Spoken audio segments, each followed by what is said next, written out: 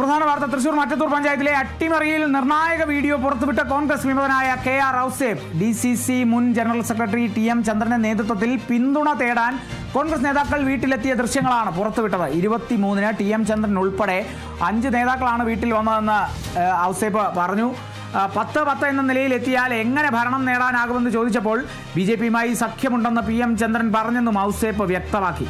കോൺഗ്രസ് വിമതനായി വിജയിച്ച ഔസേപ്പിന്റെ പിന്തുണയിൽ ഭരണം പിടിക്കാനായിരുന്നു UDFന്റെ ശ്രമം. ആ വീഡിയോ പുറത്ത് വിട്ടിരിക്കുകയാണ്. ഒരു വീഡിയോ ആണ് ഔസേപ്പ് പുറത്തുവിട്ടത്. നമുക്കറിയാം, ഔസേപ്പിനെ ചൊല്ലി അല്ലെങ്കിൽ ഔസേപ്പിനെതിരെ ആരോപണങ്ങൾ ഉയർത്തിയിരുന്നു. കാരണം ഔസേപ്പാണ് പണം വാങ്ങി ഈ കൂറുമാറിയത് എന്നുള്ളതായിരുന്നു ഈ TM ചന്ദ്രൻ അടക്കമുള്ള നേതാവ് കഴിഞ്ഞ ദിവസം പറഞ്ഞത്. TM ചന്ദ്രൻ കഴിഞ്ഞ ദിവസം നടപടി നേരിട്ടിരുന്നു. നടപടി നേരിട്ടതിനെ തുടർന്ന് അത്തരത്തിലൊരു പ്രതികരണം TM ചന്ദ്രൻ്റെ ഭാഗത്തു നിന്നുണ്ടായി. എന്നാൽ TM ചന്ദ്രനെ വലയിലാക്കുന്ന തരത്തിലൊരു വീഡിയോ പുറത്തു വന്നിരിക്കുന്നു. ആ വീഡിയോ ആദ്യം ഒന്ന് കാണാം. അതിൽ ശബ്ദമുണ്ടെങ്കിൽ ആ ശബ്ദം കൂടി. ഓക്കെ, ശബ്ദമില്ല എന്നാണ്. അപ്പോൾ DCC മുൻ ജനറൽ സെക്രട്ടറി TM ചന്ദ്രന്റെ നേതൃത്വത്തിൽ പിന്തുണ തേടാൻ കോൺഗ്രസ് നേതാക്കൾ വീട്ടിലെത്തിയ ആ ദൃശ്യങ്ങളാണ്. ശബ്ദമില്ലാത്ത ദൃശ്യങ്ങളാണ്, CCTV ദൃശ്യങ്ങളാണ്. കാര്യമായ ശബ്ദമൊന്നും ഉണ്ടാവില്ല.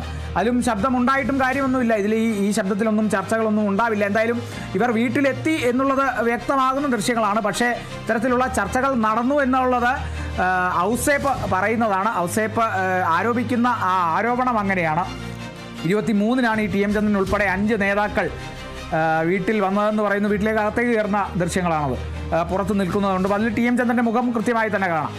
10-10 എന്ന നിലയിലെത്തിയാൽ എങ്ങനെ ഭരണം നേടാനാകുമെന്ന് ചോദിച്ചപ്പോൾ BJPയുമായി സഖ്യമുണ്ടെന്നാണ് TM ചന്ദ്രൻ പറഞ്ഞതെന്നാണ് ഔസേപ്പ് വ്യക്തമാക്കുന്നത്. ഇപ്പോൾ TM ചന്ദ്രൻ കൂടി വീണ്ടും ഒരു വലയിലായിരിക്കുന്നു, അല്ലെങ്കിൽ TM ചന്ദ്രൻ കൂടി ആരോപണ വിധേയനാകുന്നു TM ചന്ദ്രൻ എന്നുള്ളതും കൂടി ആണ് മനസ്സിലാക്കുന്നത്. കാരണം കഴിഞ്ഞ ദിവസമൊക്കെ ഔസേപ്പിനെതിരെയായിരുന്നു കടുത്ത രീതിയിൽ TM ചന്ദ്രൻ ആരോപണം ഉന്നയിച്ചത്. ഇന്നിപ്പോൾ ഔസേപ്പ് തിരിച്ചടിച്ചിരിക്കുന്നു TM ചന്ദ്രനെതിരെ.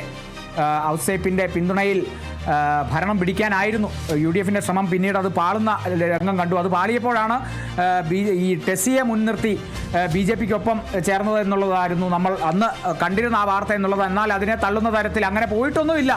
UDFൽ തന്നെയുണ്ട്, എവിടെയും പോയിട്ടില്ല. പാർട്ടി തീരുമാനത്തിനെതിരായതുകൊണ്ടാണ് നടപടി എടുത്തതെന്നൊക്കെയാണ് പ്രതിപക്ഷ നേതാവ് പറഞ്ഞത്. എന്നാൽ ഇപ്പോൾ ഈ കാണുന്ന ദൃശ്യങ്ങൾ എന്തിനെ വ്യക്തമാക്കുന്നു എന്നുള്ളതൊക്കെ അറിയേണ്ടിയിരിക്കുന്നു.